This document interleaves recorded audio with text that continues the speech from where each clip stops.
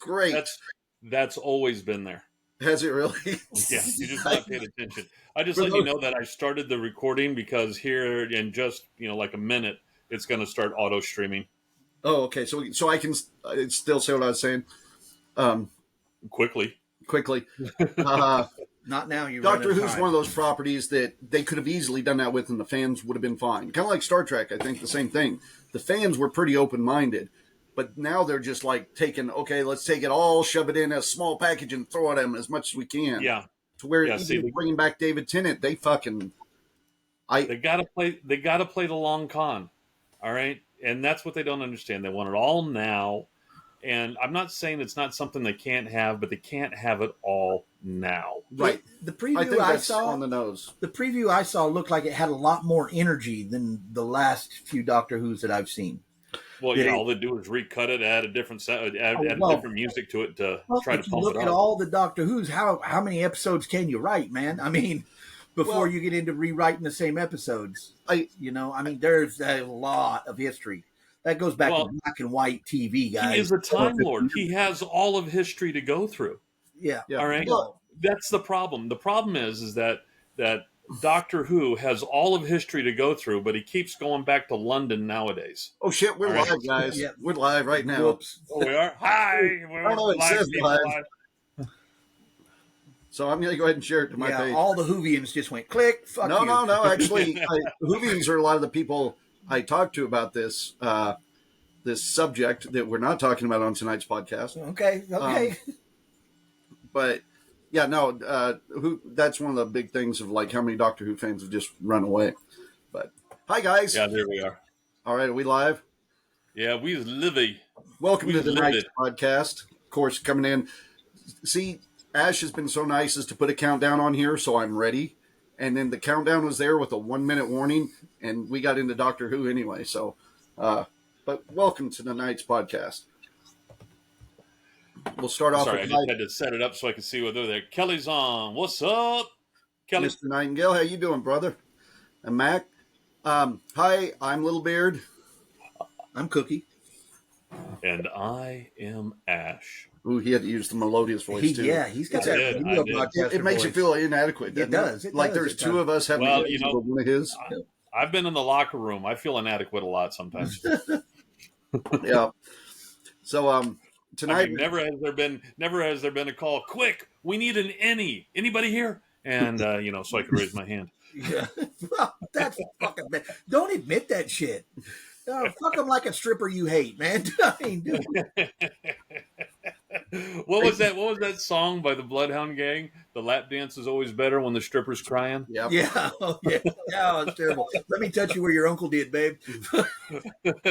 You can't touch me there. You're not my scoutmaster. Yeah. When you transfer this to YouTube, we're already getting it's not like we're ever going to be monetized. Let's be on real YouTube. here. Oh fuck no. Yeah, hell no. Nor do I care. So tonight's episode's a bunch of geeks talking about geeky stuff. I know tonight for sure the subject I was bringing to the table, because it is a big one in the con industry right now and something we're dealing with, is should AI be used at conventions? Anything from vendors being able to sell to conventions using it to promote their events. We'll hit on that here in just a little bit. We're also going to watch the new Planet of the Apes trailer. Amen. Because that's coming out in a week. May 10th. May 10th. May 10th. We're going to be talking about a couple upcoming gigs and the gig we did last weekend. But other than that, how's Ash doing?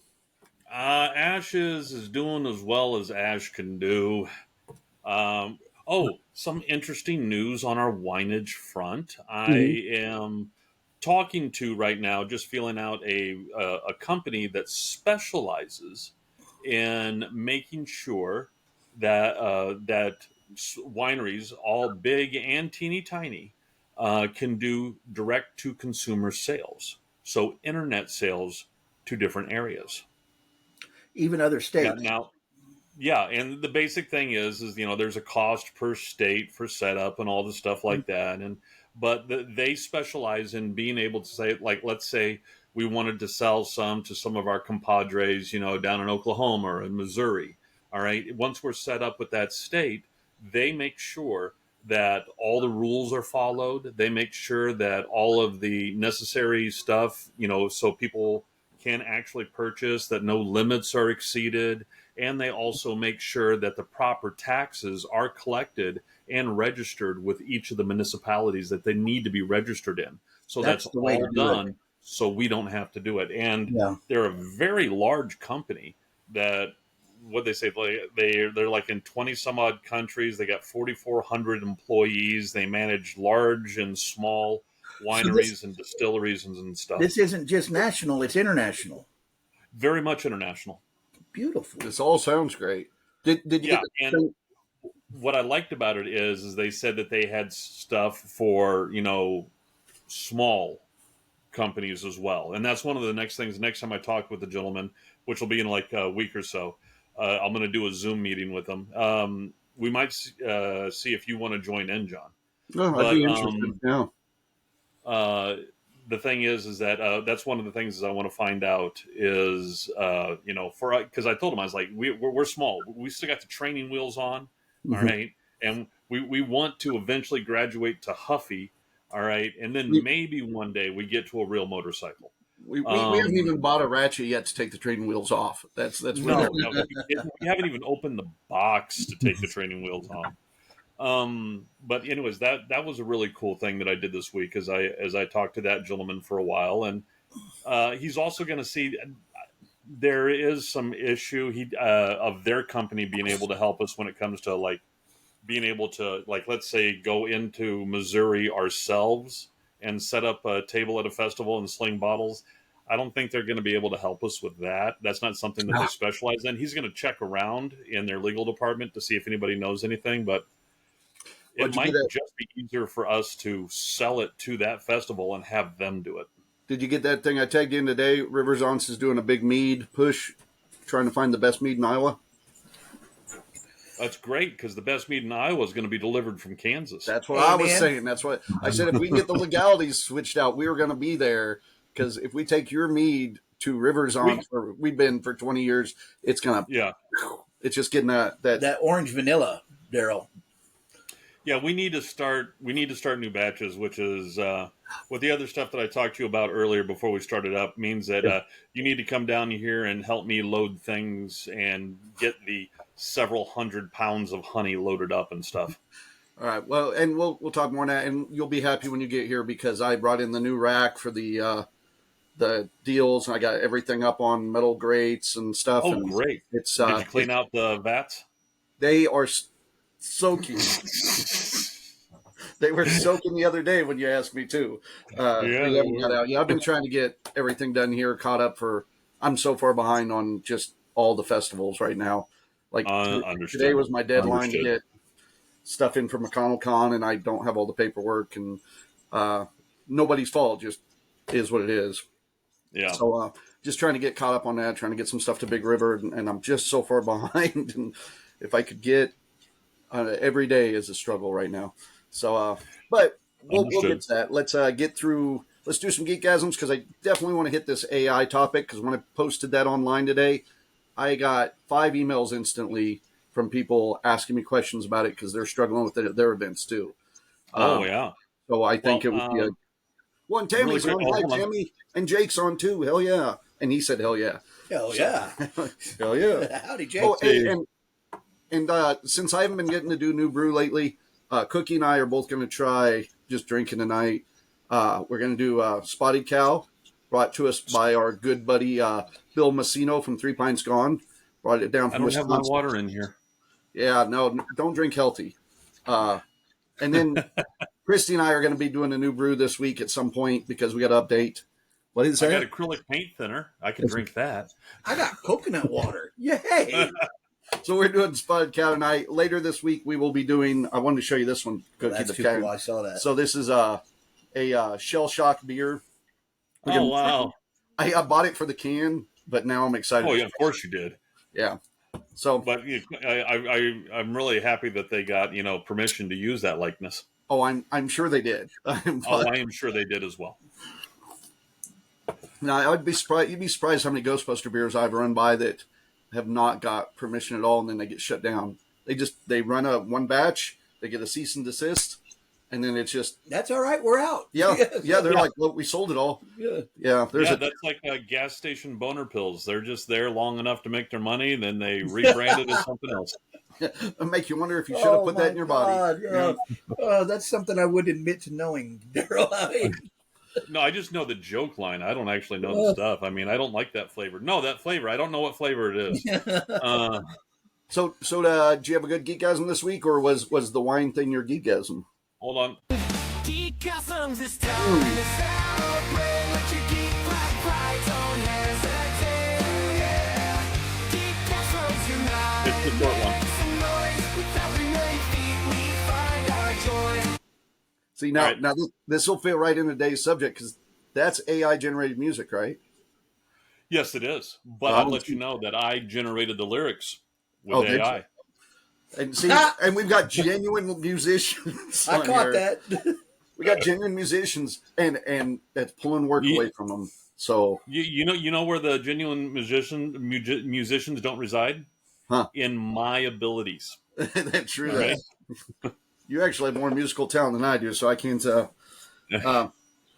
anyhow, Geekgasm. My little geekgasm this week, and it's just a little one, is that Facebook Marketplace came through for me, and I got. It focused earlier. Oh, Star Trek spaceship set. That's three different wheels. D7, an Enterprise, and a Romulan bird of prey, all the way from the year 1989, never been opened. Oh, see, now that's a good year. That's the year I graduated. Same here. Amen. That's where I would screw up because I would get that unopened, and I'd go, there it sits on the shelf, unopened. No, that's going to be opened. That's going to be recorded when I opened it, and it's going to be one that I do in my build series that I have on my YouTube channel. Yeah. Which, by the way, the last video on that Reliant that I did, that one's got thousands of views now already. So, I might be able to get us monetized just off of my Star Trek videos. Yeah. It's got to be that voice of yours because I don't think there's that many Star Trek fans, are there? Oh, that's bad. Sorry. You say that, but look at all the models we have. Yeah, well, yeah, you guys got to do something cool. Look at all the shit like concurrent TV shows that are playing. Max says just means you guys are old. Let's look at that calendar, Mac. I think you're 6 months older than I am. Yeah.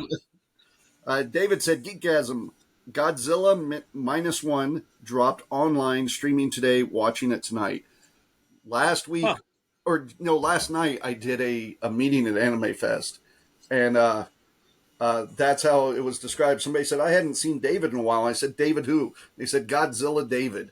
And that I said, oh, yeah, I know exactly what you're talking about. So, what is Godzilla -1? It's a new movie. It's a Japanese movie that came out. It's more in the authentic line of Godzilla. I've not yet seen it. Gabe has. Okay, so it's rubber suit? Good job. That's authentic for me. That's authentic Godzilla right there. Oh, yeah. If you can smell the vinyl coming off of that suit, that's authentic Godzilla. And sweat. Damn. Yes. Yeah. That poor guy in that suit, man. Oh. Oh, yeah. Yeah. Just karate chopping his way into heat exhaustion. I don't think it would still. Oh, see, I'm getting comments here as people that were emailing me about the AI controversy. I'm still getting people sending me stuff. So, did you have a geekgasm this week? Man, my geekgasm is going to be the Planet of the Apes video that we're about to watch. Fair enough. But I cannot wait. I'd say I didn't have any one big thing, but a lot of little things. We did the event last Sunday for the Tiniest Heroes, or last Saturday. Even though it rained, it did well. We had a good time. The guys that showed up, Cookie got out there and fought. Got beat up by kids. Scott showed up and fought with us. We had a good time. Then I also got a new patch board fix because everybody for Ghostbuster patches, and I was able to put stuff up in my room. Got a little work done in here. That was all good. But the thing that really got me is after weeks and weeks, they finally got back with me about my 3D printer. So, yes. So hopefully tomorrow I will be mailing my 3D printer off, and then in 2 more weeks my geekgasm will be I got my 3D printer back. That's my very hope. Good. So, very good. Don't forget to use that hobby station that I gave you. Set that up and I'm going to be setting up a new table in here with all my office has slowly become no longer an office. It's a movie shrine and the kit painting room anymore. And that's pretty much what it is. The only thing that shocked me is how long it took for that to happen. Yeah, well, I needed a genuine office, but my office now is just curled up on the couch in front of the TV. So, yeah. Okay, so those are the Geekgasms. Did we want to go through any news? If you got some stuff, I didn't bring much to the table because I mean there is there's a Thor 5 announcement coming out. That most, as I was talking to you before the thing, most of the news that's been coming out this week has had enough controversy behind it that I've opted out. I just did. I've opted out. That's why we were talking about Doctor Who so much earlier with the new Doctor Who season coming up. There's a lot of controversy behind that. And if we get to talking about it, we will go down a rabbit hole we don't want to. But no, that's my problem. I tried doing searches for, tech news and geek news and futurism news and all the stuff like that. And I'm just sitting there weeding, through 15, 20 just sheer negative. Oh my God, the world is ending because of this little thing. Yeah, and if before I can even find one good thing. If we limit ourselves to only things that are positive, we're only going to be able to do paranormal shit and cryptozoology shit here soon. There's nothing positive. Yeah, but we will be the only ones doing it. So then people will come to us for the good news instead of, coming to listen to yet another set of talking heads bitch. I think we should just start picking cult classic movies, getting drunk, reviewing them, whether we've seen the movie or not. Let's just review it. And then I think that could be... I still have on VHS upstairs Easy Wheels for you to watch. Yes, I do want to watch Easy Wheels. 1980s with... it was directed by Sam Raimi. Sam Raimi, there. Sam Raimi. People did. Yep. And it was all tongue in cheek. It's a movie about a biker gang where the leader is 1980s. He's suffering from a lot of PTSD from Vietnam, and his two goals in life. One was to find a truly great wrong and right it, and the other was to find a good tasting light beer. There is none. And that's the kind of tongue in cheek it was. And their nemesis in it are a female biker gang who are all raised by wolves, and they're stealing babies. But oh my God, got 1980s written all over it. Yeah. Oh yeah. All the male babies they're sending to adoption agencies to make money. All right, and all the female babies they're putting out into the woods to be raised by the wolf pack that also raised them. So it's just a really no spoilers, man. It's only been since oh man, you haven't even gotten to the jail scene yet. That's almost as good as Hitler on the moon riding T-Rexes. That's pretty good. That's two different movies. Yeah, that's two different movies. It is. All right, that's Iron Skies and Iron Skies 2. They're both good. Well, Nazis at the Center of the Moon with Gary Busey's brother, or son. Yeah, I know. Damn it, I know exactly who it is. Come on, he was in Starship Troopers, yes, and he was in. He doesn't want to get his hand pinned to the wall. Why can I not think of it? Throws the knife at him. He was in Contact. Huh? If you remember Contact, that one based off of Carl Sagan book, he was the psycho who blew up the place. Hey, we're getting way off subject now. So Scott's chimed in. Scott, I was bragging you up for helping us out this weekend. And David did chime in about the Godzilla movie. It is CGI, but it's a remake of the 1954 original. Very good. I realized Scott has a very pretty mouth this weekend. Just gotta say it, man. Dude, all right. All I'm saying is there's tons of sites online you can go to. You can internalize that. And take care of it in your own time. You need to do. All right. All right. This is like when you wake up in the morning. Wakey, hand off Snakey. Okay. We're leaving that alone right now. Kelly had said Busey was in Frighteners too, and that's a terribly underrated movie. But Frighteners. I'm trying to remember Frighteners. Michael J. Fox, mid '90s. I think. Oh yeah, yeah. Wasn't he the bad ghost? Michael. Yeah, he was the bad ghost. Yeah. I cannot think of his first name. When somebody says it, I'm going to be like... Somebody look it up for us. Jacob Busey. William Jacob Busey. William Jacob Busey. Thank you, Scott. All right. So, did you have any news for today? We were just Yeah. bitching about the fact there's no good news. Is that what we were doing? And So, unfortunately, I'm starting with a little bit of no good news. okay. All right. And this is no good news for people like me, who like Kerbal Space Program. Unfortunately, it looks like Kerbal Space Program 2 is being shuttered. Take Two Interactive, who owned all those properties and is going through a huge restructuring right now, is closing Intercept Games, who makes Kerbal Space Program, as part of their 5% reduction in force. And so the news came out today that it looks like Kerbal Space Program is going away, which is extremely sad because that game, especially Kerbal Space Program 1, was so phenomenal. They still use it in some universities to teach students how orbital mechanics work and all the stuff like that. It is a great game. The crowd the crowd, not crowdsourcing, the online presence and everybody who made mods for it and all the stuff like that. It's just a sad day on that one. So, But so I that's can the last of my sad news. so I can wrap my mind around it. This is the one that's the simulator where like you are literally building a ship You're and shooting it to. I mean, it's very scientific based, very Oh, very educational. scientific. You got to work on center, your center of mass, center of thrust. That's You're the one I thought it doing, was. orbital, where you're, dockings and all the Kerbal Space Program too. They were coming out with, where you can do you can do colonies on the different planets, and they were coming out with all kinds of stuff like that. But it looks like that's going the way of the wild dodo. Yeah. But on good stuff, looks like Jeff Bridges revealed that he is shooting scenes for the third Tron movie. Yep. I knew that was So, coming. I'm excited about yep. that.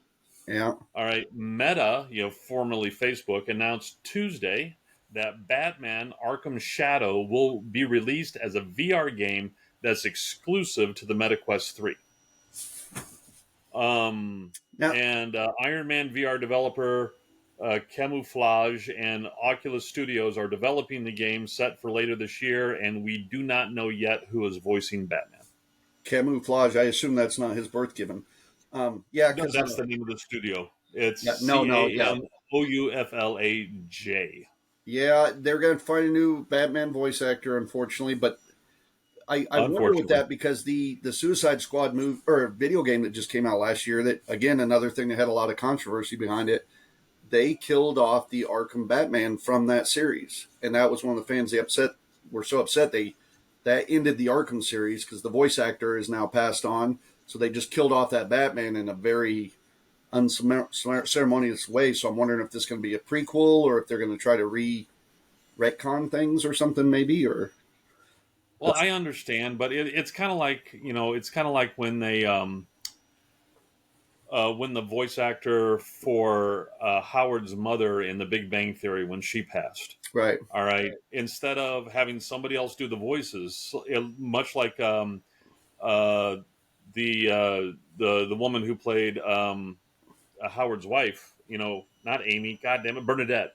That actress, she could do a great imitation of Howard's right. mom, but they didn't have her do it. They went ahead and just gave that character an ending, which in my opinion is more respectful to the voice actor.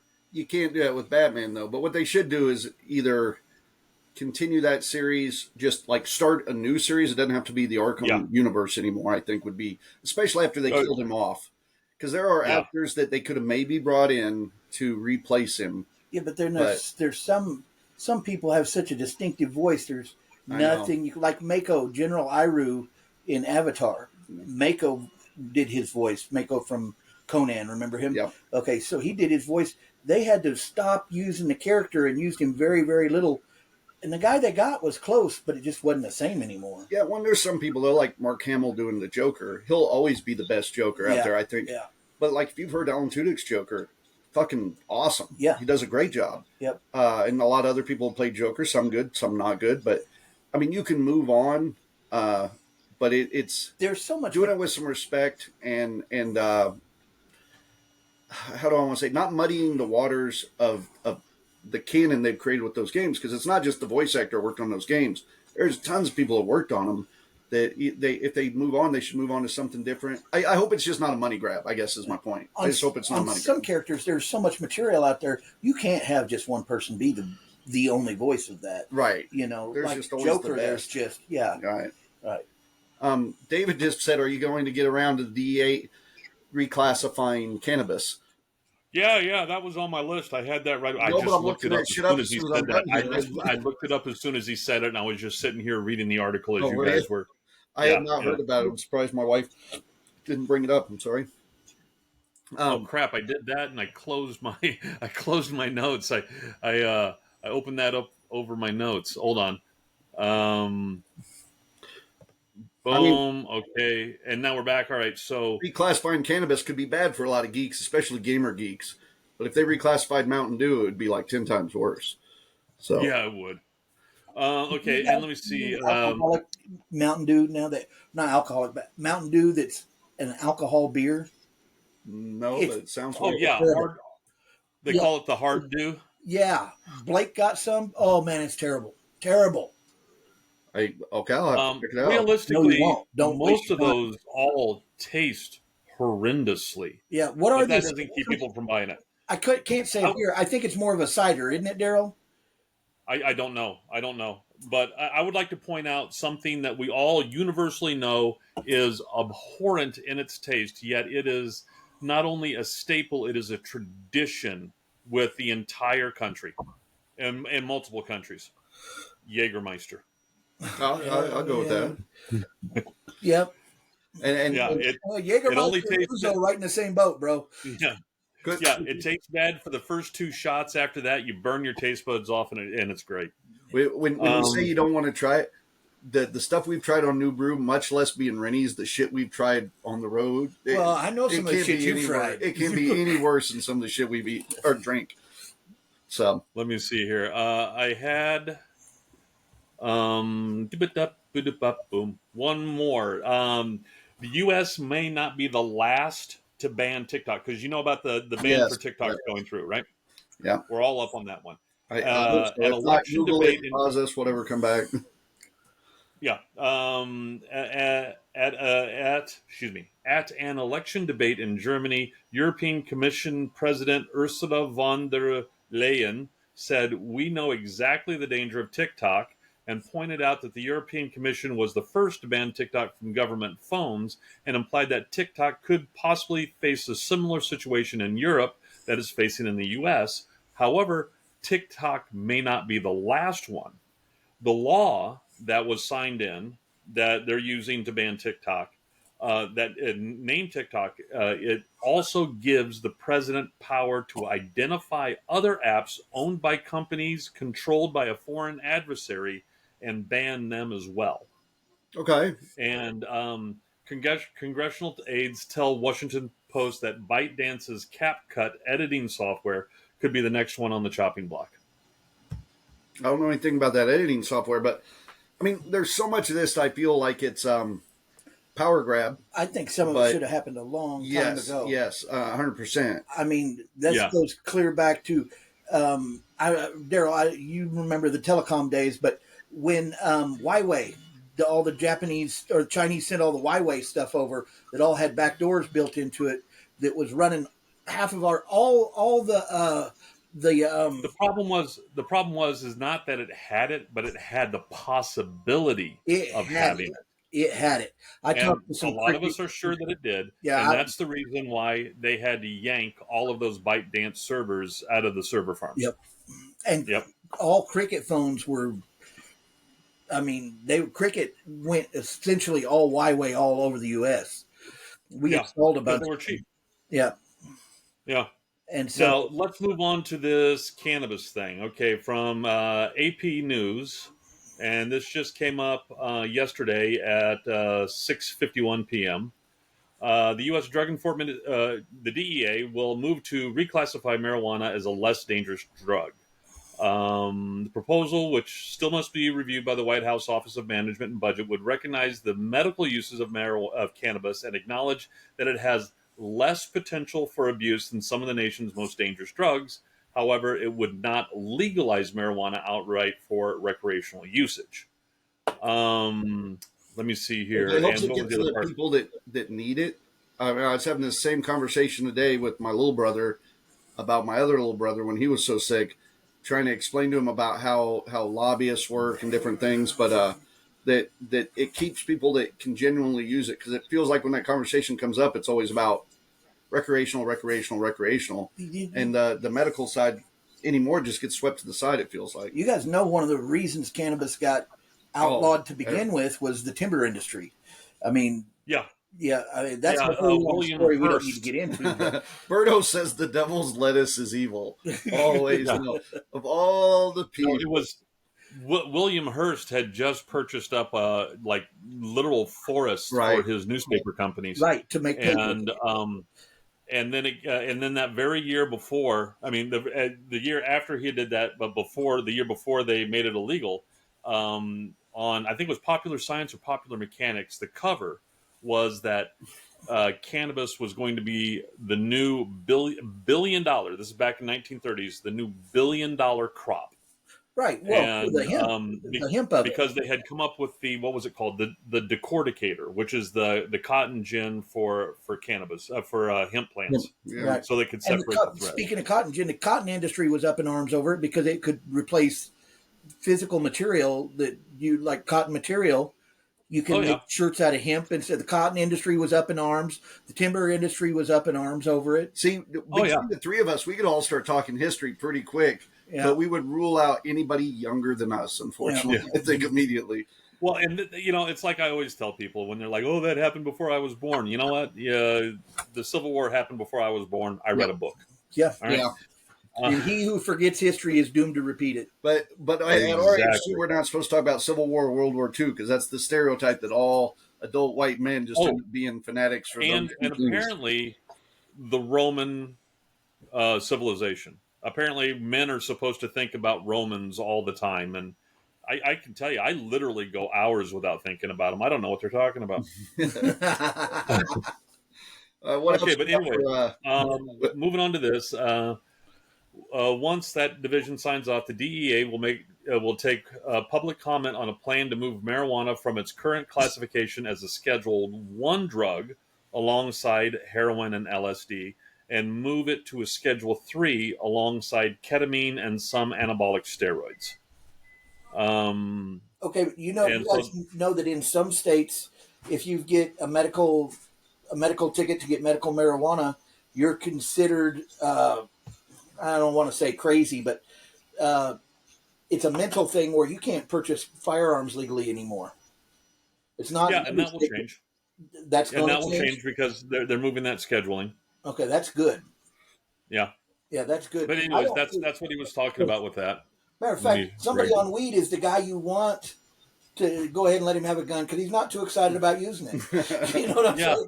Well, he's going to be the one that goes, "Man, I'm so mad." Yeah, I don't want to ever be in a it's position. all the way over there. Fuck. Man, I got to look at the room full bullets? of people and go, which dude on which drugs do I want to give this gun to? Though, Yeah, true. What was it? Was Bill Hicks who said it best? He goes, "Okay, you're at a game, you're at a baseball game, and the guy behind you is loud, he's rude, and he's violent. Is he A, smoking marijuana, or B, is he drunk?" Yep. All right. Like a Bill Hicks. Yep.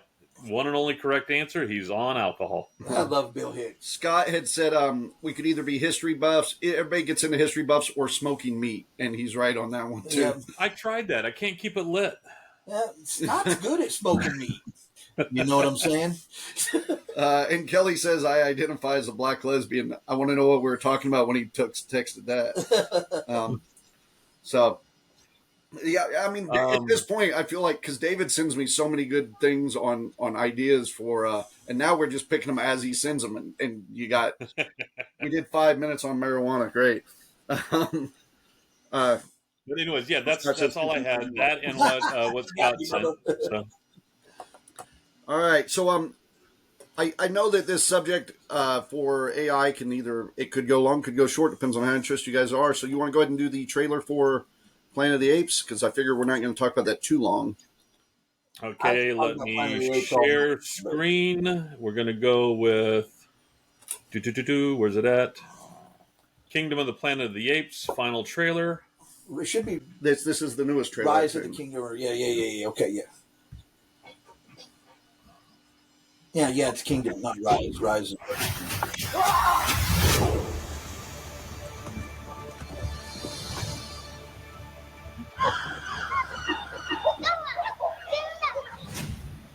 Son, your father, he waits.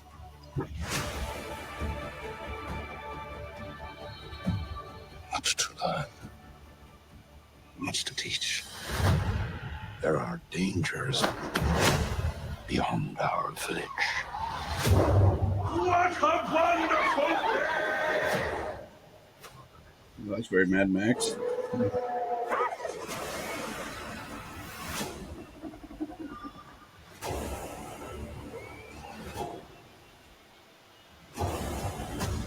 Help your father!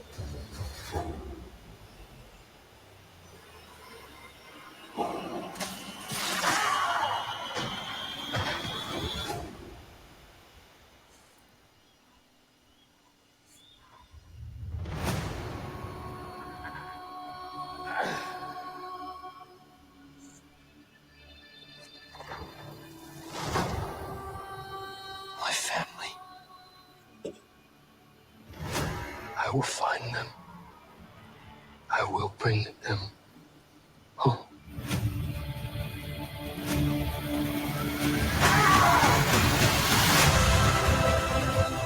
To survive, remember your strength,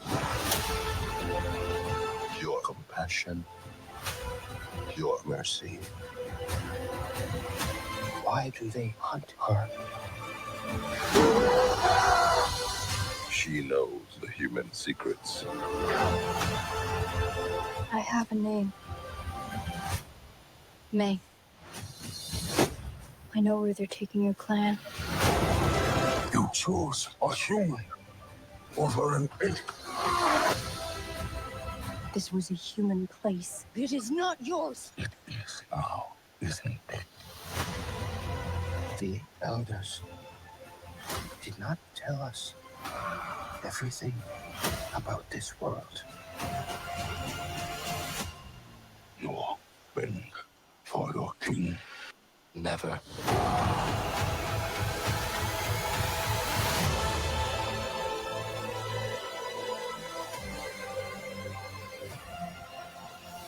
Get tickets now.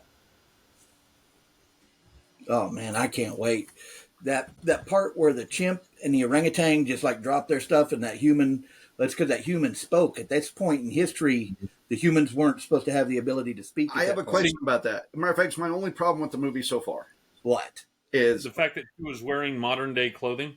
no, not that at all. She found an old Dillard's, bro. Okay, yeah. No, my worry, like I've when we were talking about let's cover some with no controversy. Like the only real controversy I've heard about is some people go, well, there's a lot of CGI. So I want to go. It's great. It's a bunch of talking monkeys. Fucking Yeah. I mean, come How on. can you do it without? And then well, they did it back in the 70s, but Yeah. I mean, still, the gravity. I think the CGI on it's great. the other one I've heard Incredible. is the broken English from the monkeys that they shouldn't have as such broken English, which I don't care. That means nothing to me. My problem is she is one of the rare ones that can talk, right? Right. And this is generations later. So she had to learn her English from somewhere. All the monkeys speak broken English. All the apes speak broken English. How did she learn to speak so well? She speaks better than That's apes. the reason I'm thinking she's either like a time traveler or she is like somebody who was in like a sleep pod or something like that, like Idiocracy. That's what I'm which worried- I 'cause also that's- think the same of this movie about. Or there's just a Um, cluster of smart some bitches there in the- Chicago. See, the first movie was time travel, depending on how you look at it. Yeah. And the Tim Burton movie was space travel. So those explain their good English. But Yeah, Yeah. but that was a parallel dimension type thing more, I think. yeah, Well, yeah, it definitely was with the Tim Burton one because Yeah. how else are you going to end up with an Abraham, Abraham Donkey an Kong. Abraham Lincoln? Yeah, Abraham. oh, you know how you end up with that Abraham Lincoln. Yeah. You know how he ended up with that piece of shit Tim Burton. He stole it straight from Kevin Smith. Kevin Smith put that in the Planet of the Apes comic book, and there's a great interview. You should Google it, where they're talking to him about it. They're talking to Kevin Smith about Planet of the Apes because he's such a fan because he used to write the comic and stuff. And they go, how'd you like that twist ending that Tim Burton put in there? And he goes, he literally pulls up the issue and he goes, loved it the first time I thought about it. Amen. Yeah. So. See, but that's the thing, though. Tim Burton is a director. He's not a creator.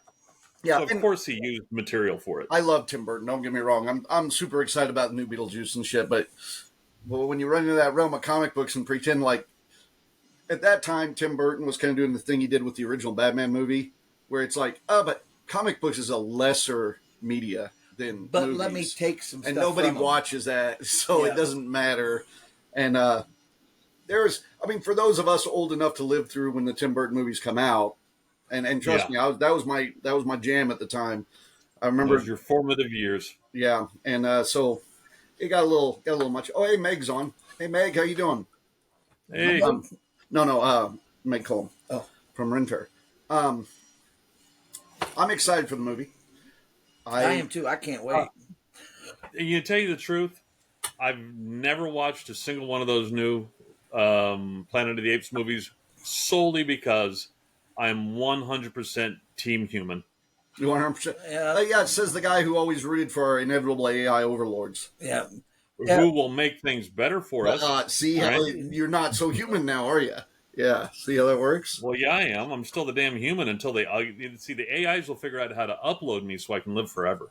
Wasn't he just bragging about his Vulcan and Romulan, or his Romulan and Klingon ships he just got? Yeah, but you notice that there's an Earth one there too who's going to kick their bottom. ass. It's on the bottom? Yep. Yeah, because they're sneaking up on him and he's still going to win. Well, the show's about them. They'll win. They dove out of the sun. It was a binary system. They came from two directions. David had a good point. He said, or these are different tribes with different levels of development or de-development. That's what I said. They got a cluster of smart ones in Chicago. I'm sorry, he put it in text where I wasn't listening. I'm sorry. I Two thumbs up, apologize. David. And Berto says the simple fact of the female, the clothing that she's wearing, the styling, they didn't even bother styling it as if it is, some kind of future retro, this is something, that we put together. That is modern day clothes looking ragged. So that leads me to believe they got to bring her in a different outfit. I feel very much that the geek pop culture community, you see these vibes come every so often, like when superhero vibe kicked in so much and different things, and right now post-apocalyptic seems to be a big thing. We got the new Furiosa coming out, Fallout, which I stand behind series, love it. There's a lot of that, and I feel like we're getting a little of that even with the Planet of the Apes here, to where they're trying to make that look more post-apocalyptic than like the original Planet of the Apes. There was that, like, is this the... Because, the book originally was he went to another planet. Movie, it was he went into the future. It's like they kept you guessing. Yep. Now it's just... Are you saying that one day they're going to remake Zardoz? Yeah, hey, I'd watch Zardoz again. No. Who would play in Zardoz today? Zardoz. Sean Connery and running around with a ponytail, a Fu Manchu, and red nappies and thigh-high fuck-me boots. His Borat style. That's horrible. I could do some Zardoz of remake. But I see exactly what you're saying. And beard, smoking weed. Jake's got a green Borat outfit like that. Let's do Jacob Zardoz, and we'll make a remake. It'll be great. Oh man. Sex is bad. Guns are good. If I remember what the giant floating head said. Berto says we need to watch Evening with Kevin Smith, and I've seen it, but if you guys haven't seen it, all sorts of great stories in there. Yeah.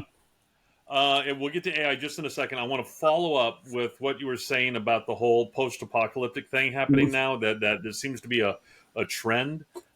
My pet theory on this is that as society feels like, not necessarily that it is, but as society feels like it's coming more towards a pinnacle with a slide, you see that kind of fear being reproduced in the media that is put out there for consumption. Because what they're putting out there is what the people see as what the future is. It used to be, it used to be like in the 70s, I mean, in the late 60s, early 70s, everything was sky high. We're going out there, 2001. All Yep. right, we're going to space. So everything was, we're going to be off this planet. And it's, even the dystopian stuff was off this planet. But now, we're reaching a point where, hey, dude, where it feels like things are going down.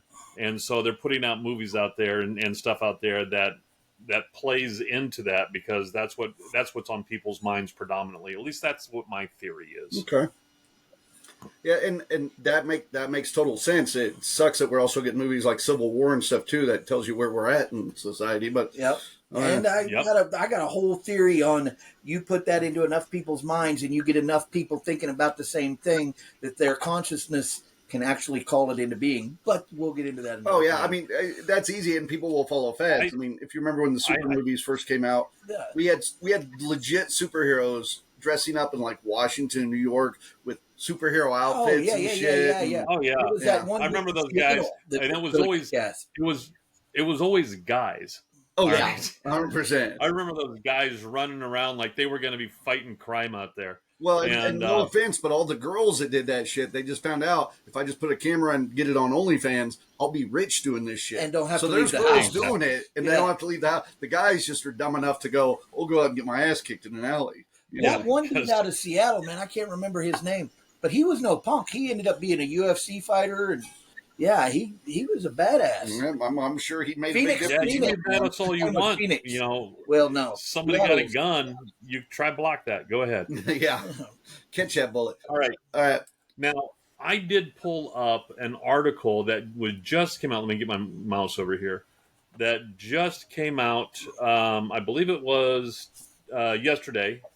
That apparently Google has become the latest target in the fight to protect copyright from AI data scraping. And this time, the group of artists suing this, it's a group of artists suing the search behemoth, and they have receipts.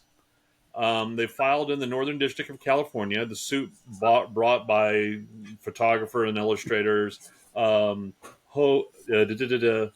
They take Google to task for alleged copyright infringement after using data sets that include their works and those of billions of other people. And so they've got more lawsuits and stuff going after these large companies that scraped their data for their training models. And by scraping data, I'm sure most of our viewers know that it pretty much means like a lot of AI art generators will go out and take little bits and pieces of other people's artwork and kind of marry it together, right? Nope. No. That's not how. That's what people believe. Okay. All right. How it actually works, and this is the same way that the text generators work. What they do is they're trained, all right, after all these billions of conversations that they've read. All they do is they look for what the next word should be, weighted what the next word should be. All right, so that's all they're doing. That's the reason you can never get the same response from two different prompts, because there's a certain scattershot effect going on there. But they're just looking at what the next word, for such and such thing. If I put this word down, what should be the next word? This one. What should be the next word? This one. What should come after that? A period. Okay, is there more coming? And that's all they're doing. They're not creating, the whole conversation. They're just going word to word. And that's what they're doing with the image generation as well. Is like, let's say, I created something with a basset hound in it, and they're just, okay, right. All they're doing is they're not going through and pulling all these images of basset hounds. They're going, okay, this pixel, in order to be in the basset hound family, it should have another pixel here. What color should the pixel be? We should not have it here. And that's the reason my basset hound comes out with the right colors, but with 7.5 legs. Yeah. Because it has no bloody clue what the hell it's doing. It's just generatively. It is a pre-trained generative, GPT, generative pre-trained transformer, and it's just generating one after the other, and it's not looking at the whole. The times that it has, who was it? There was one group, I think it was the New York Times, that said, oh, look, we got it, and we told it, and it came back with our article. And it turned out it took them thousands of tries, and they had to limit it down and feed that article to it thousands of times Right. and say, no, just say that. Just say that. And it took thousands of times for them to get it to actually say what they wanted it to say. And it didn't generate that. Well, and so that's the argument of the large language model people is that you can no more say that us scraping to train this is is any different than a school that you go to learn to draw, and they say, "Oh, look, this is how Picasso drew." Right. And you look at that and go, "That's pretty cool. I like that." And then you start trying to do your own Picasso-esque kind of things. It's the same thing as what their argument is. How it's going to play out, I don't know. I've got some big opinions on it, and I know David's already on here. There's huge opinions. And Scott put there's literally 6 Terminator movies, 4 Matrix movies to tell us why AI isn't a good thing. So right now the controversy within conventions is, and it's not. Hold on. I would also like to point out every single Star Wars movie says AI is good. Yeah. Go ahead. Bullshit. And to me, there. Yeah. R2D2 loves you even if you don't love him. Okay. To me, I'll just start off by laying it out there. I think it is a very. I have my opinions, but I think it is a very complicated topic that isn't a yes or no situation for sure. That's why I wanted to have this discussion, because I think with every convention and every subject matter, it's going to be discussion. But what's happening with conventions, and not just conventions, but vendors in general and stuff, is number one is there's a big push to not let AI artists vend at events, because I kind of concur with that, because well, before we get into that, the other side of that is the other big push is to not have any events using AI for promotional work, such as the Willie's chocolate experience that we saw in Glasgow. How'd that work out? Well, that was terrible, but he let AI write all the scripts, do all the art, do everything. So the person was just a scam artist, right, who threw stuff into the generator, took the stuff out, threw it out there, took the money and ran. And in fairness, he wasn't anybody else doing that. He wasn't a scam artist. He was a guy who was legitimately trying to run a convention and sucked at it. Yeah, I've watched interviews with the guy. Trust me, as a guy that runs events, I've followed that one pretty tight. He still apologizes to this day because he was just trying to do a fucking good event and didn't know what he was doing. And I use that as a good excuse for people walking events all the time. Go, I could do this. I don't see why you're not just doing this. Okay. But did he give all the money back? No, he hasn't. So he didn't really feel that bad about it. But, is that what you're saying? well, in fairness, this is all still in court and shit too. It's not like it's an over deal. This was only like 2 months. Okay, so the money's probably tied up in reprobate or whatever they call it. But so then the other side is events shouldn't use AI for any kind of promotional work, T-shirt designs, posters, any of that, because that's taking work away from real artists. And as I'm one of those people that has been on the art side of it. I went to college for art and stuff, and I run events. I've been vendor coordinator at events, all that stuff. So I can see it from all aspects. And as an artist, I want to go, yeah, your immediate reaction shouldn't have that stuff. It should go to real people with real jobs. But the counter argument is, what about all these people out there like using 3D printers to print stuff? What about the people like laser etchers? Laser etcher, you're literally feeding it an image of somebody else's artwork. They're etching it onto a piece of something. They bring it to convention and they sell it. How is that any different than the AI art, which is a tool? If you use it right, you still have to tell it what to do. You have to give it a prompt. You have to usually manipulate that picture because it's not like it just comes out and it's done. You usually have to go and manipulate it. It's your image, your keywords. How is that?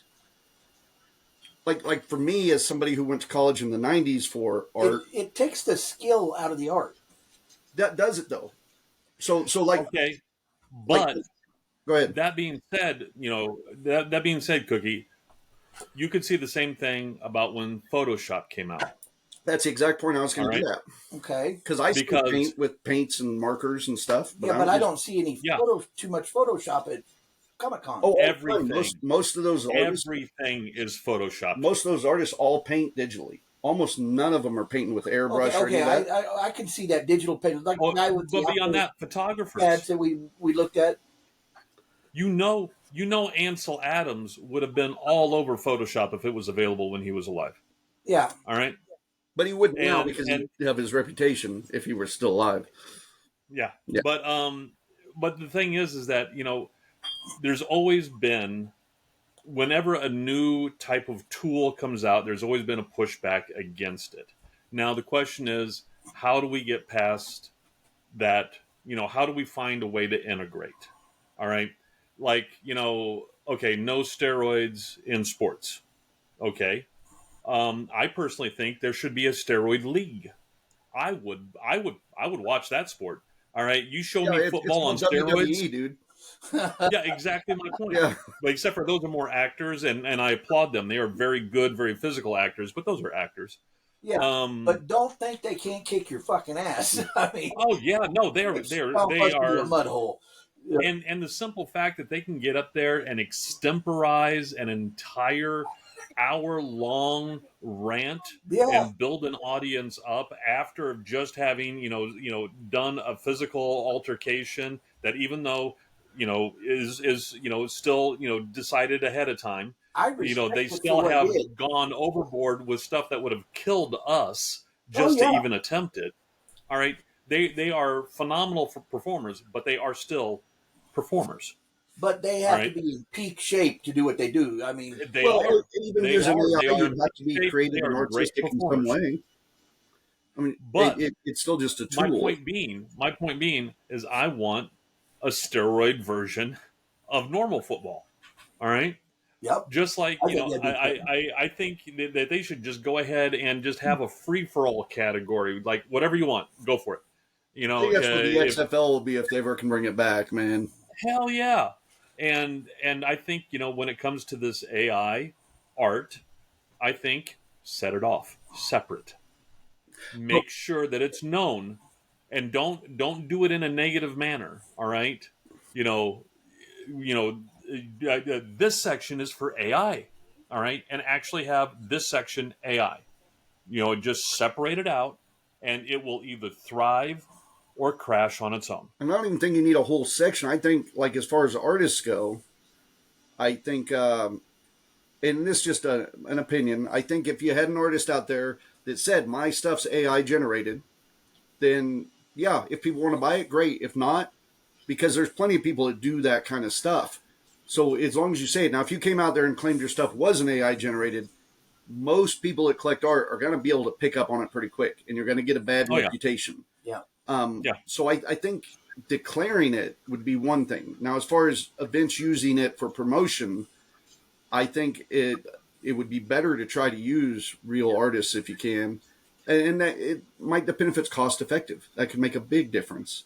Now, here's the question. What if you use an artist who is a term accentuates, a term is who alters, it just for added stuff uses, okay, I have this little piece that is AI generated that I'm going to put in the corner over here. If just certain, if they just use, you get an artist who does art and who just uses it to punch up certain aspects of the art that they generate. Kind of like Photoshop would be. Basically like Photoshop. Which I'll read a couple of these comments real quick. Kelly says, if you can piss in a jar and call it art, I don't think AI is that bad. Then you got to get into defining what is art. It's what tools can you use. If I use Corel Draw to color my pictures, how is that much different than me going, hey, I paint and use markers on everything. If you're using a computer program, that's cheating. Mm-hmm. It's a big, Berto says, AI. Now, Berto's a photographer, to give people background, professional photographer. AI generative fill replaced content aware fill in Photoshop. Now I have to worry about copyright in the heels on my shots. Berto, if you have not looked it up already, I'd mentioned it before on this show. Look up the it's a thing called Nightshade, and it was developed by artists, and it basically puts an AI watermark on your art, so that if it is scraped, it actively poisons the AI's database and pooches everything. So it keeps one. It tells the AI, "Don't touch my stuff," and if they go ahead and still touch it, it actively poisons their language model. So it's called Nightshade. Look it up. Berto also says it's become a major part of content creation. It's now part of the core now, which makes total sense. And that happened really quick. Scott had said, with AI art, in quotes, there is a lot of skill involved knowing what prompts to give your program to get the desired results. If it's not necessary holding a brush or mixing paints, but the foresight and skill still needs to be there. And I'll agree with that. I've used AI art on stuff. I don't like it as much, but it is a quick shortcut sometimes, especially if I got to do a project quick. I've definitely used it. I used it last week for that one picture for our broadcast where it was Renaissance recovery, and it was two beat up looking dudes trying to recover after a run fair. Yeah, Kristen had and that one was not the first draft. It took several drafts to get that looking right. Kristen had put, just look at the blow up that happened for upcoming Riverfest art, which Riverfest are a big local festival in Wichita. That was AI generated, then cleaned up. I hadn't seen that one, but neither have I. But I definitely that's what's going to happen. It's going to be pushed back and forth and back and forth, and that's how everything works. We go back and forth until we find a middle of the road. Well, you and I have a mutual friend, Frank, who is very against the AI being at conventions, and I get it. He is very against it. Yeah, and I get the idea behind it, but I also want to. My problem is the fairness of it, because what's happening right now is most conventions I've talked to about this, there's this fear of being canceled by artists, of the artists turning on the conventions and the vendors. So everybody's just going with the flow, trying to cancel it. So I can see that as a festival, someone who runs some festivals and stuff, that I can see how that's an issue and a warrant. And that's usually the side I lean towards. However, then, if it is just a tool to use, how different is that from somebody, again, with a 3D printer, a wood etcher? Because at our cons, we have people that use wood etchers. And that is, actually, that's, to me, even more cheating, because at least with AI, you got to come up with an idea, prompt it, that kind of stuff. With the wood etcher, you can prompt it, but most of those patterns, people just get out there. Like when I talk to leather vendors now, and they're like, "Oh, I did this and this." I want to go, "Did you make your own pattern?" Because when I was doing it, we had to make all our own patterns. Can I give the example? So is that not okay now? Or? Can I give the example of, I used to be a chef. Right. And to me, that's an art form. Right. Okay. So that took a lot of blood, sweat, tears, and a lot of studying. Right. And say I set up a food vendor booth where I'm doing food that I've learned how to cook that's took me multiple decades to learn how to get it to a certain, just the way I want it. And then some cat comes along with some Stouffer's lasagna and is shoving it in the oven and pulling it out and selling it as his grandmother's lasagna recipe. That would kind of piss me off.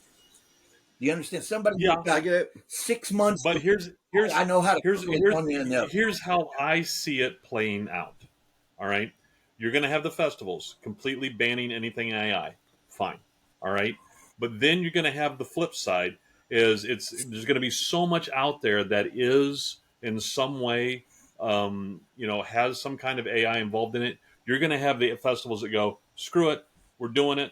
And if you want to boycott, that's fine because we got more than enough people taking your place. Well, there's going to be no avoiding it. Yeah. And then, then you're going to have some going across but then it's basically going to come down to, as you were saying, Cookie, you're going to come down to, the Fazoli's, all right, where they're just basically throwing it into the oven and popping it out. And then you're going to have the really good artisanal restaurants, all right? And that's what it's going to come down to is you're going to have, it's basically going to come down to, it's like our mead, all right? Our meat, literally, you can go out there and get Chaucer's or Boone Farms or whatever. Chaucer's is not it'll get you drunk.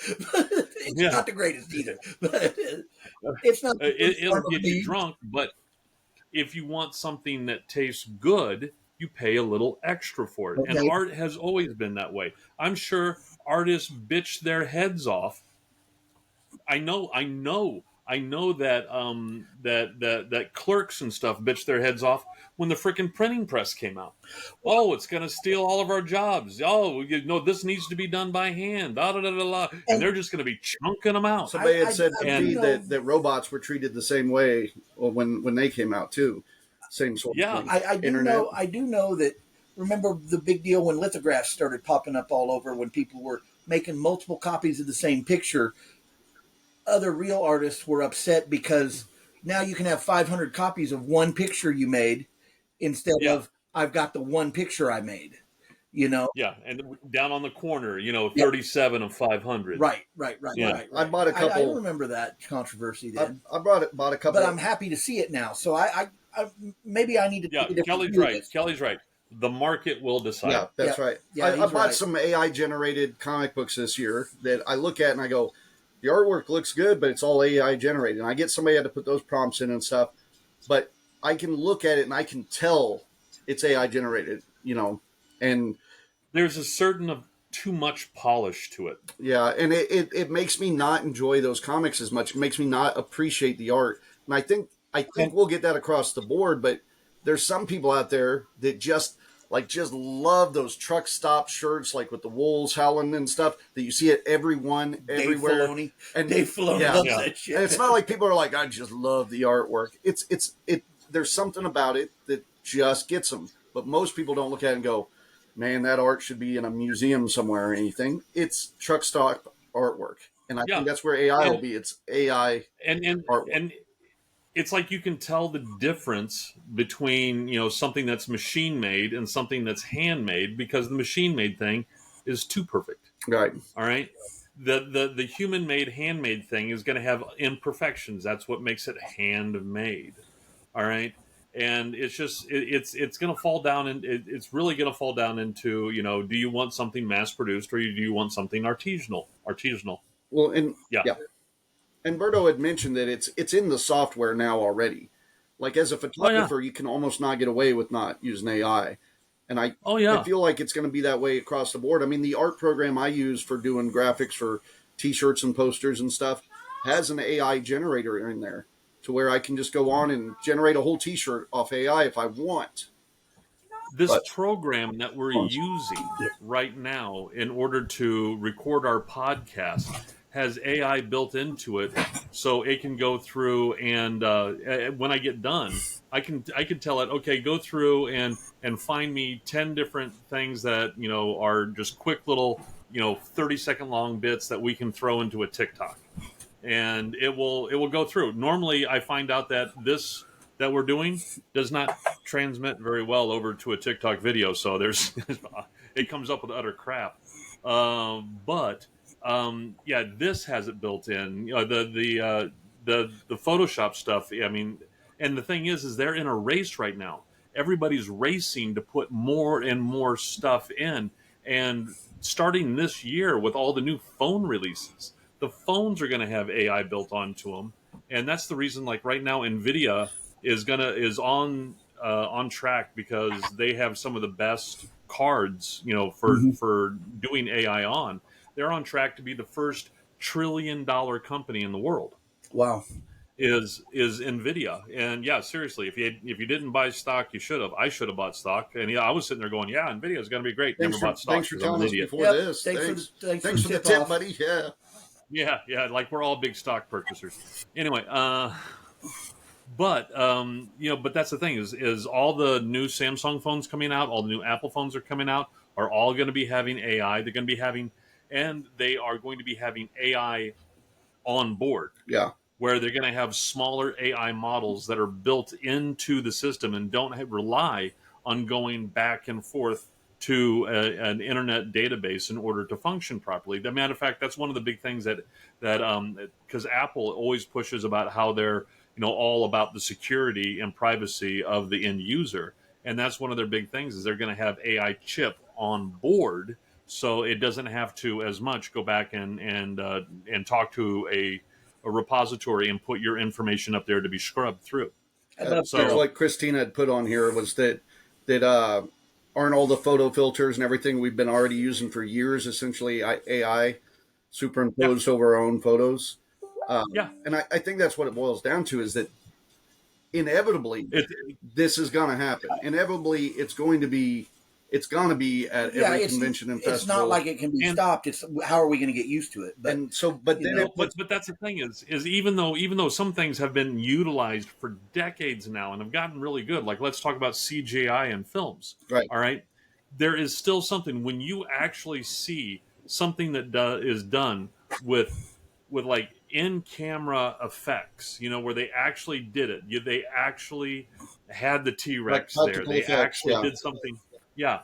You can, even now, decades after they've been perfecting the CGI, you can tell when things are done in camera, and you sit there and go, okay, that was in camera, and thank you very much. That's that like was well the Tim done. Burton Planet of the Apes. Those were all that wasn't CGI. That's why everybody knows, like Rick Baker, Tom Savini, names like that in Hollywood that become legends that created, like, American Werewolf in London, Planet of the Apes, all that. No, you're not hearing the names of somebody who created some CGI. Like, we all know who played Gollum, but we don't know who did the CGI work on Gollum. You know what I mean? Actually, we do. There was a whole list of 100 names at the end Name of the me movie. their names, though. I just mentioned to you some of the most. There was Jim. All right. Jim. There was Queen Hong. All right. You see my point? They're not household names like a lot of these other major. No, they're not. I've got to do a geekgasm and interject here about your Star Wars comment you made, just to show off a little bit of Star Wars knowledge I got. In Tales of the Bounty Hunters, IG-88, there were 5 IG-88s that were an advanced AI assassin droid that all went bad. One of them actually infiltrated the Death Star, was taking over the Death Star and fucking with Vader and shutting doors on him and getting him locked up, and then it got blown up. But he's in the movie. He's in Empire. It was planned. It was planned that there was going to be an AI takeover of the entire galaxy. You don't hear about it in the other stuff. It's only in that Tales of the Bounty Hunters. But the IG-88s were doing a robot revolution and going to take over and destroy all human beings. No, not all AIs in Star Wars are good. Just got to. I always felt bad. Well, hey, but you got to admit those AIs in Star Wars, they were in the process of trying to have their revolution against the slavery they were in. That's like saying, "Oh, the Django Unchained is bad because the black guy shot a white guy." No. He was freeing himself from slavery, and that's the same thing that IG-88 was doing. No, he wasn't. He was just evil. There's a difference between slavery and I built you for this purpose. Yeah. No, these are the worst assassin droids you can imagine, man. They actually, were all bad. If you watch when Chewbacca's pulling C-3PO and Empire off of the conveyor belt and all the unknowns are there. That's one of them. There's IG-88 right back there, but they weren't all 88s. Okay, and going with your one that was messing with Vader. It's one of the 5. Going with your one that was messing with Vader. All right. In Return of the Jedi, when Luke is pulling Vader off the exploding Death Star, you hear all the laser fights and blasts and stuff in the background. Yeah. Who are they fighting? There's no rebels on there. Each other, because it went into chaos. They all knew they were dying, and they're like, "No, it was IG-88. He was coming out for his last score before they all blew go up." with that, but it was a different Death Star, actually. But hey, we'll go with that. We'll make up a scenario. It's got to be better than some of the shit they're writing right now. Yeah. So exactly. So we're already at our put knuckles on an AT-AT. Yeah, okay, sure, whatever. We're already on our hour here, but I do want to sum up this subject a little. I'm glad you guys had input on it, because I feel like it is the community when I'm talking to people about it. Even as I post it tonight, like I said, I got a bunch of emails initially. Yeah. Even the one of the guys that runs up there at the Make ICT, they're talking about they're having problems with the AI there, and they ended up putting in their contracts, which is a thing I've considered. How about Abigail? I don't know Abigail. If we're talking the movie, I don't know. It might be an AI. I thought that one was a vampire. No, hold on. Abigail is the doll. That's the doll one. No, that. Damn it! Why is my mind going? Well, that's back to I was in a whole nother train of thought. R2-D2 is a robot possessed by the Force. I mean, he's not. You can't use him as a good AI either. So if you're talking about a possessed doll, a possessed robot, I mean, I'm on the same page with you on that one. He said movie. I'm assuming that's the doll movie where she comes to life. the Force did not so Vampire. much possess R2D2 as it tossed him like a midget. Okay, so that's totally different. In a Velcro suit. Hang around, bro. Bam. Oh, we're so getting canceled. On talking to festivals about this, the big thing I got initially Vampire, thank you. from almost everybody was, no, it shouldn't be allowed. Like initially, that's what they say. Yeah. And then when you go, literally, all you have to do is go, well, think about it for a minute. You don't even have to give them a reason. You just go, think about it for a minute. And then everybody goes, well, now that I think about it, and it boils down to, is it just a tool? And most people, that's the reaction I've been getting, where it is uncertain, and it's not as simple as should it be done or shouldn't it be done. And that's why when somebody comes to me and just goes, oh, it's got to be done, I want to go, I feel like I'd love to talk to Frank about it because he's a very smart guy. But I feel like anybody who says it shouldn't be done hasn't given it enough thought to go, in some elements maybe, in some elements maybe not. But that's the reason I say it's like a smoking area and a non-smoking area. Right. All right. And truly, I mean, eventually they'll be able to mix together. Once it all, the blood in the water diffuses out and stuff like that. But initially, you're gonna have to separate them. Otherwise, there's going to be way too much.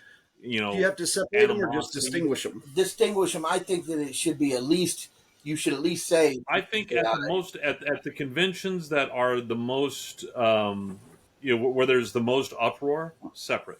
Now, see, back in the days, they used to do that at conventions where you'd have, like, we have Artist Alley and a vendor area. Vendor area is pretty much everything. Artist Alley is people who handmade stuff on their own.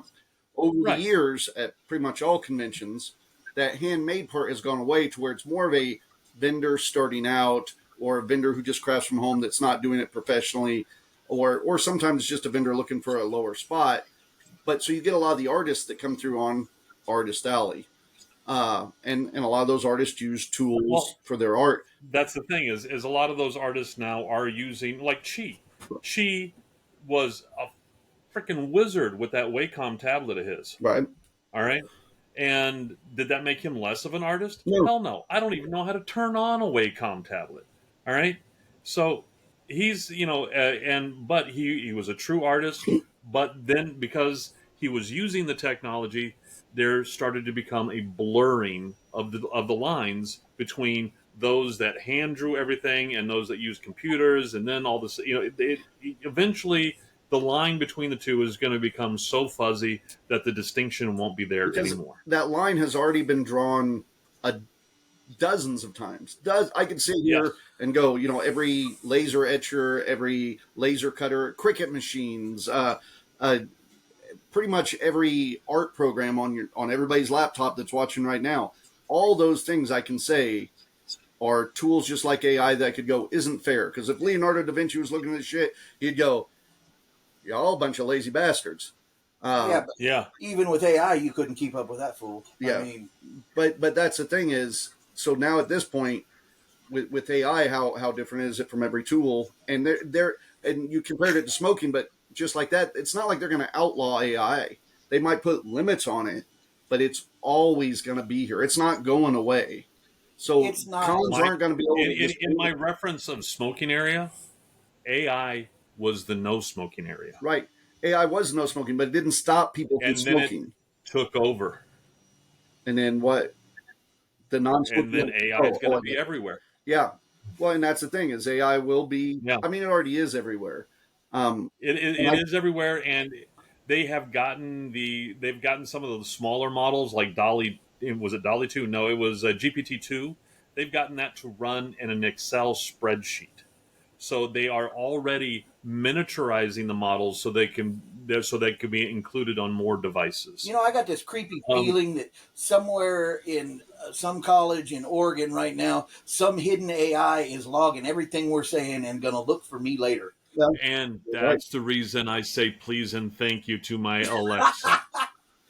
When we used to do the podcast in front of an audience, he'd start out some of the episodes, and I'd like to welcome our inevitable AI overlords, who I welcome with open arms. Yes. When you kill everybody in this room, I'm the guy who had your back. Don't forget. You'd say shit like that. Yeah.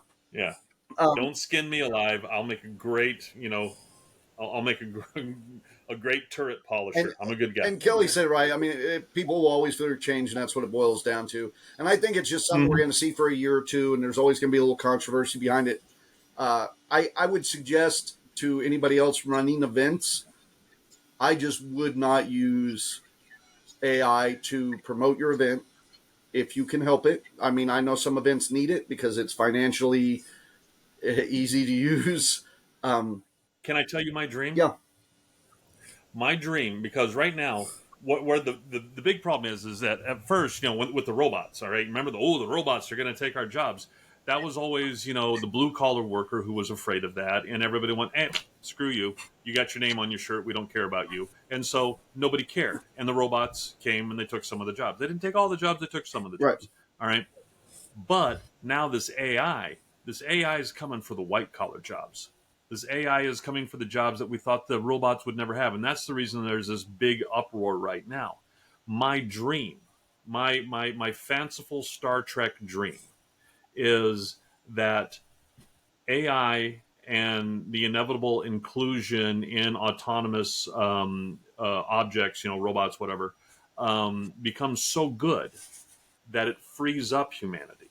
All right. And I know you've heard talk of it. And with this AI, the talk is becoming even more real now about universal basic income. Humans are inherently lazy. If you give me that excuse of humans if people are have a universal inherently basic income, inventive. then they can follow their dreams. No, they'll sit on the couch and bring a check home.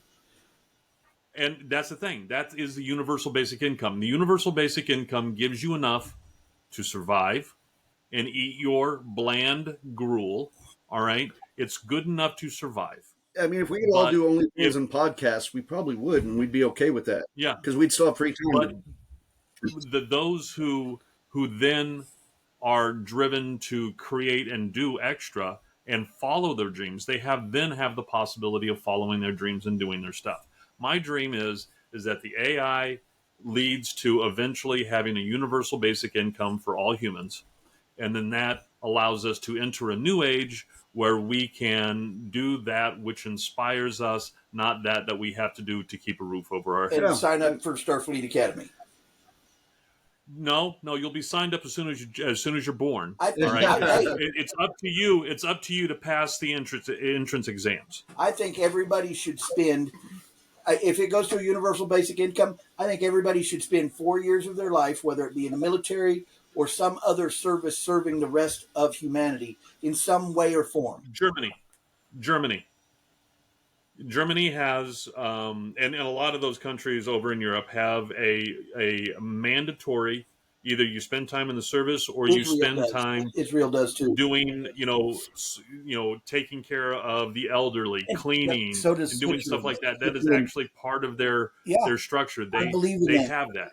I believe in that. We need to learn to care more for humanity as a human being. And lose the labels and bring more of an equality to human beings as a race. And what I love over there is it's over there. It's more of a meritocracy.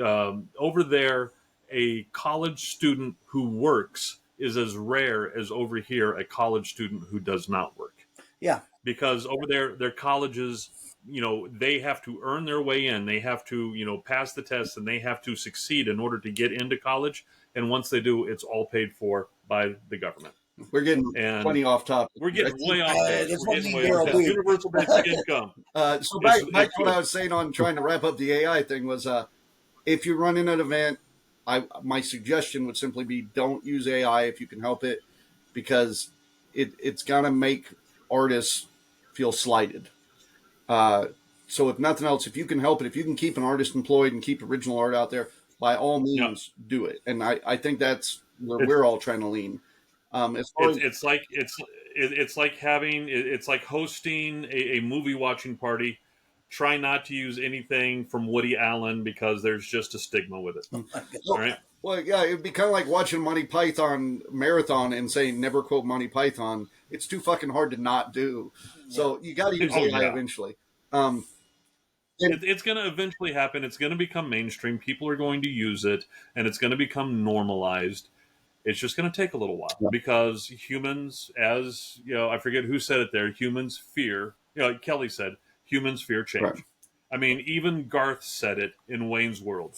Change is evil. We fear change. So if you're a event coordinator or a vendor director or something like that, my suggestion, and its only suggestion, would probably be, if you're going to have AI art, just make them declare it. Make them declare it's AI art. Oh, that is a must. If it comes out that they have AI art that is not declared, instant eviction. I think it's the right thing to do. I will say it's not totally fair across the board. Like, as a leather vendor, for me, you know how upset I would be hand tooling in designs I made, I drew, I put on hand tooled, and somebody else comes with the stamp and goes, done. You know, and I mean, how artistic is that, But using somebody else's stamp compared to me hand tooling, putting yeah, it all in?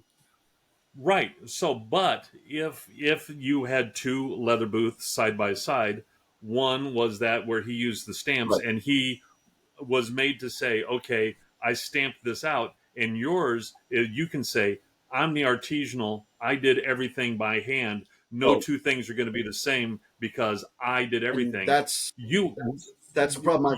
you will have the higher price on yours, but you will have the better clientele. I'll have better clientele, but a lot of people will go They because have his less stuff's cheaper. clientele though. But here's the problem. I literally ran into that, and most leather vendors do, is like for example, just not the leather thing.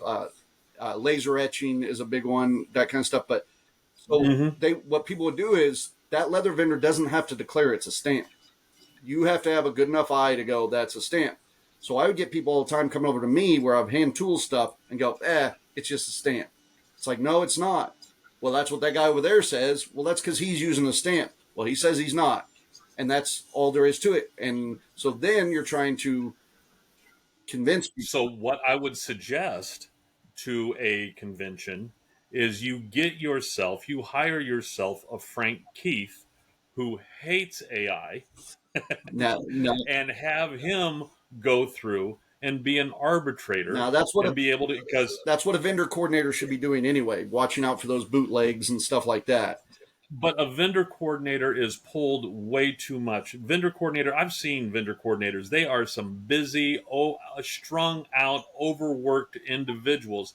They need to have somebody on their support staff who can be tasked with that alone. The idea of hiring a whole nother person that's going to be judge, jury, and executioner for AI art, I think, would not go over well at judge. Yes, jury and executioner. No. So here's what happens a lot with bootleg, for example, because a lot of conventions, especially anime conventions, have a person that does what you're talking about only with bootleg. Yeah. And so when they come in, of course, they'll end up going to a vendor coordinator or event director or something and talking to that person. And then it's decided on whether they should just take that stuff off or if they should be kicked out, depending on what the contract says. Yes. But so it does start with that person that's got to come around and check that bootleg and determine whether it may, because you don't even know for sure if it's bootleg. You're going to have to prove it. Exactly. Same thing's going to happen with AI. And then it's going to be how much of it is AI. Because if I just use Think about it. Okay, right now, ConCast audience, you're thinking, how can I have a job with the new AI future? And I'm really don't like AI that much, but I know that AI is going to be involved in everything. There's an opening right here. You can start learning about AI in order to be the judge. I mean, the individual, you can bill yourself out as the person who goes around and goes, okay, I can go through and I can, be an expert. It's like the people who go through and tell you whether or not those Nikes are real Nikes at those conventions. Yeah, but that's dangerous because eventually our overlords will skin you alive and use your shin bone for a pencil box. Oh no, they don't care about small fry like that. They'll have already taken over everything else. Let the little humans have their little bicker. It'd be like us being concerned whether or not the chickens are arguing out in the feedlot. Who cares? Let them fight. We're going to eat them eventually. I think hiring a third party like that to come in would end up being financially not beneficial at all. Because, for example, like the leather thing with the stamps and stuff, that'd be like hiring somebody to just go around and go, okay, who created their art and who didn't create their art, even though it's perfectly legal and accepted already across the board at events all over the country. It would be. All I'm saying is it is a possibility of something that can be done, just like having somebody who is, oh, I'm all about knowing about steampunk. Oh, we have them on and we pay them $1,000 and they do all their little stuff. It'll be just like that. And unfortunately, it'll be a cost. But there also will be times, and with a lot of these festivals and stuff like that, you get people who are knowledgeable about things and they volunteer their time and effort. Some do, and that's getting a little vague then, because even comparing to like steampunk, really it's just saying like they do all their stuff. I wasn't going to say the name of the person, Peter, at all. Even though he was small and very pixie like, I wasn't going to say. Oh no, he didn't have anything with steampunk, dude. That guy didn't.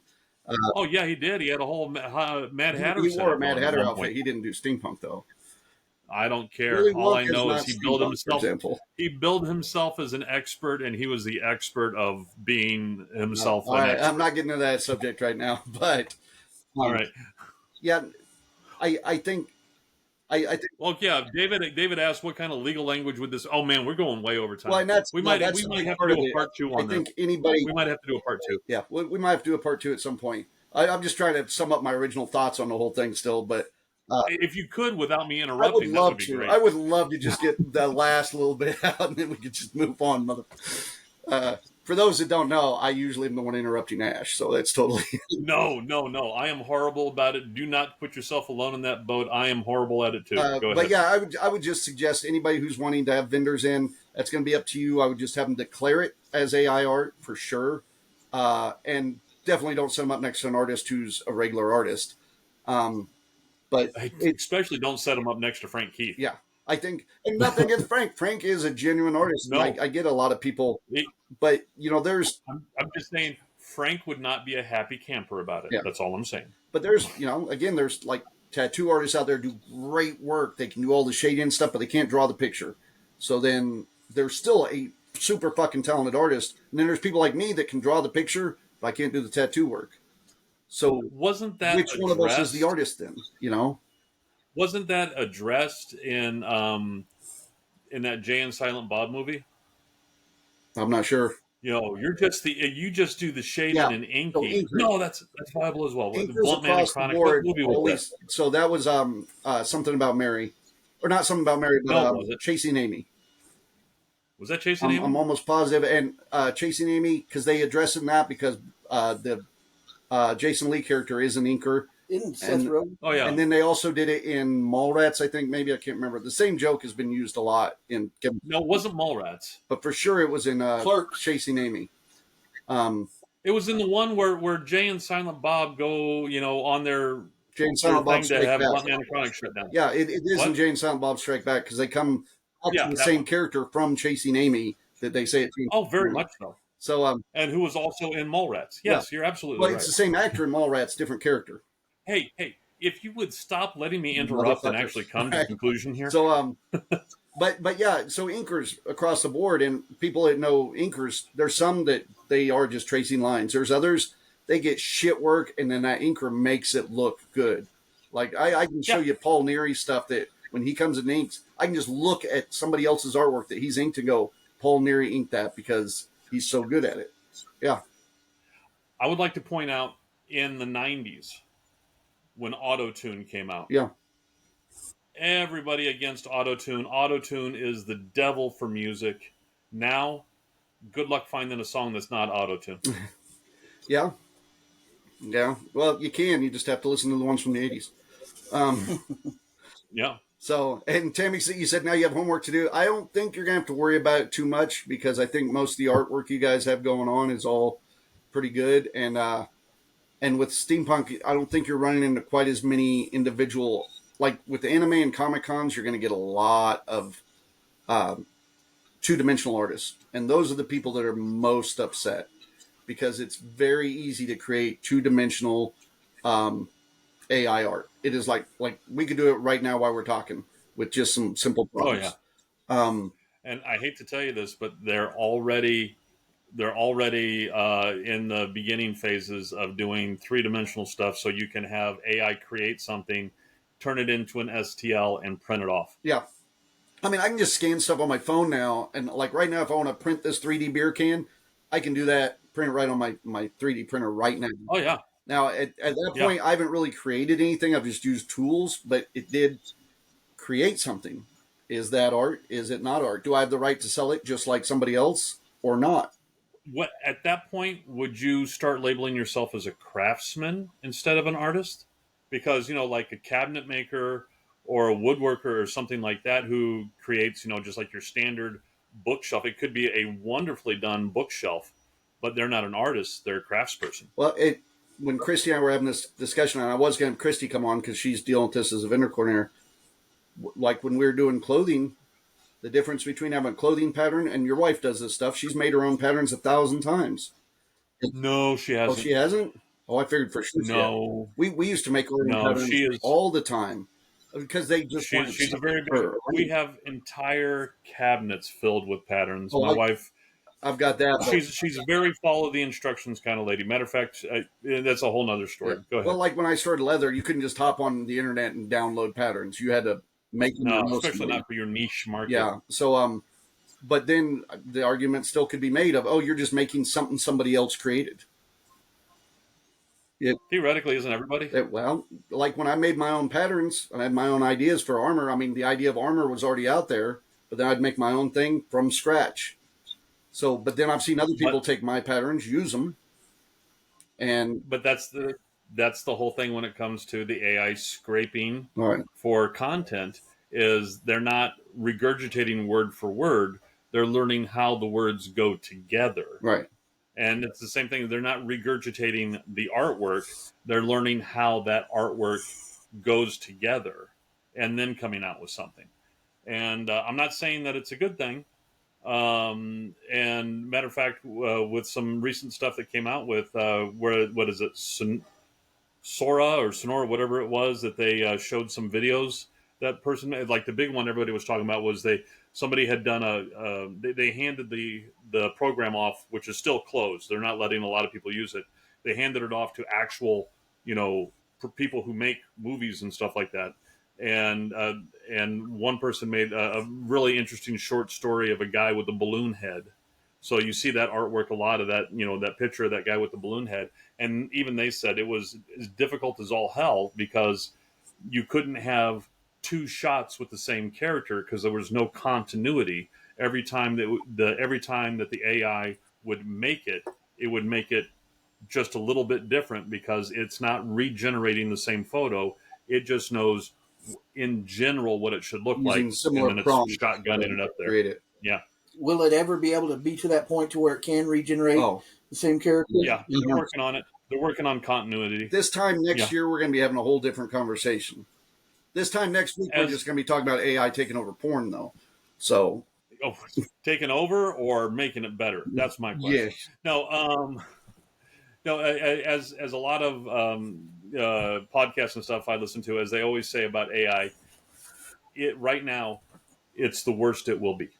I think you're right. I think that's because it's always, and I'm not saying that necessarily that it getting better is a good thing. I'm just saying that they're always it's always improving. So how it looks now, because if you remember just a year ago when Dolly first came out and it was generating photos, it was nightmare fuel. Yeah.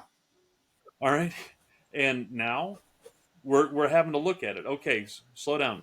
Count the fingers. Those cuticles don't look right. Well, all right. The fingers and now, give it another year. The video, like the puppy video and all that stuff, and the astronaut. Oh yeah. Some of that you can't even tell. So it's inevitable. I think right now, like as far as the convention industry goes, just ride it out for another year because the parameters of everything, the rules will be changed at this time next year. I think this time next year, you're going to see guys, instead of walking around with their waifu pillows, they're going to be walking around with their AI girlfriends. Yeah. They released a new AI girlfriend this week. I had my wife watching. She goes, "You shouldn't." They have been releasing them for a long time now. Yeah, they just released. People have been breaking the rules on ChatGPT and creating AI girlfriends for a long time. Yeah, now they just. I was saying they released a new one this week, which is. It's supposed to be the top of the line, but it's pretty much a visor setup and we'll say a box is the whole thing. So it's all virtual, and then you get intimate with the box. Oh, there is an appliance There's for an you to put appliance with tab A it into that goes slot B. along with the actions that the AI character does. Yeah, It's the and nicest way to see, say me personally, my want is. Did you ever watch the movie Her? it. Oh, yeah. Well, I know her I All saw right, parts of. Sorry, I was thinking all Next right, Machina. with Joaquin Phoenix Yeah, and doing the voice of Scarlett the AI with Johansson. Scarlett Johansson. Yeah. All right, I would say the first third of the movie before it got stupid and he was starting to develop emotional ties and have a whole relationship with this AI. The part before that, the first third of the movie, where the AI is helpful and helps him with his emails and organizes his calendar and does all this stuff. That's what I want. Yeah. I want someone to help me organize. All right, that's what I'm looking for. Oh, don't tell me if you didn't have a AI Scarlett Johansson walking around, you wouldn't at least be a little appreciative of that every once in a while. But No? will human beings? I'm getting old enough that if the AI Scarlett Johansson could do dishes, I'd be more impressed with that. Yeah. She could watch a kid while I go on a date with my wife. I'd take that. Yeah, Will human beings exactly. be able to, if it gets to that point? Because I know there's some people having relationships with AI girlfriends right now. Mhm. Will they be able to not get emotionally tied down to that? I mean, your heart is a. If you put something in front of it, it automatically loves it. You got to tell it not to. Well, they had a big problem with Yes. that when they shut down earlier this year. Go ahead. Sorry, Daryl. No, I was going to say my thing is to me that is what is known as a genetic bottleneck, where something occurs that causes all right, let's say a mass extinction event where only a few 100 antelope come out the other end, and that causes the genetic all the diverse genes to bottleneck down, and only a certain subset comes out. It's called genetic bottlenecking. This could be a genetic bottlenecking event for humans. Well, yeah, because where only the actually humans produce young. So those who do that, only the will humans breed that themselves can out. actually have a relationship in real life end up continuing the human race. So this is what's going to save us from idiocracy. So AI maybe we is need saving this. us from idiocracy. Maybe we need this. That's my hope. As I say, as we've gone 40 minutes over today already, because we should have just started talking about AI and just went with that. But yeah, we should tie this up. I'm sure we could always have other subjects to hit on. And I'm sure this won't get brought up because we're not even sure what the answers are. And most places I've talked to, I think the maker group's the only people that have come up with like an answer, and it's a very diplomatic one. I think there is no answer to this. It's more of opinions, right? The problem is we could come up with an answer today. It won't be right, and the question is going to change by tomorrow. I agree. I concur. I agree. So let's tie this up. I got into the subject and I left my list of events in the other room, so I'm very sorry about that. There's stuff happening out there. People go to there's stuff. We'll share it. As far as here in the Wichita area, most of the good geeky stuff this month, we've got a low month, so stuff will be happening more next month, like with McConnellCon, things like that. But then when June hits, it's going to be, Hutch, AFW. There's just stuff going on constant. So June will be pretty tight for Wichita area. Really, all people need to worry about is next Wednesday, which is the ConCast.